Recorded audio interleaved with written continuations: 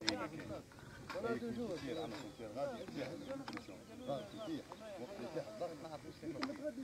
في جماعة هناك غير هناك احنا كملناها بدنا نختار نظفناهم خليكم دغري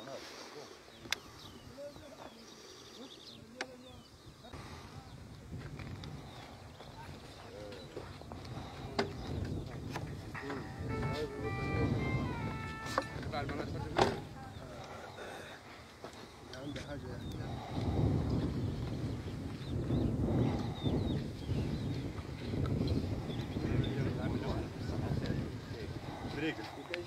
بالعمر نسكن حي المطار المزورة سيدي بوزيد. صارت المشكلة هذه في الأنبوب نتاع النفط اللي تعدى من بحث داري من 10 متر، فهمت؟ الأضرار معنوية ومادية وبيئية وهيك تشوف فيها. أضرار للزيتون، أضرار للأرض اللي باش تجرفته وباش تهز التراب نتاعها ما عادش باش يقعد الطبقة الكلسية ما باش يبقى حتى شيء.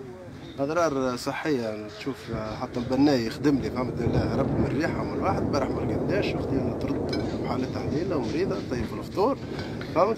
الأضرار القانونية زاد نفس العملية، معناها إذا كان ياخذ لي 3 متر من الفوق و7 متر من اللوطة حيقوم ويعطب كازونتها ودنيا تشوف فيها معناها إذا كان 100 متر وفي 10 متر هذوما 1000 متر 1000 متر شوف سيكون قداش فهمت.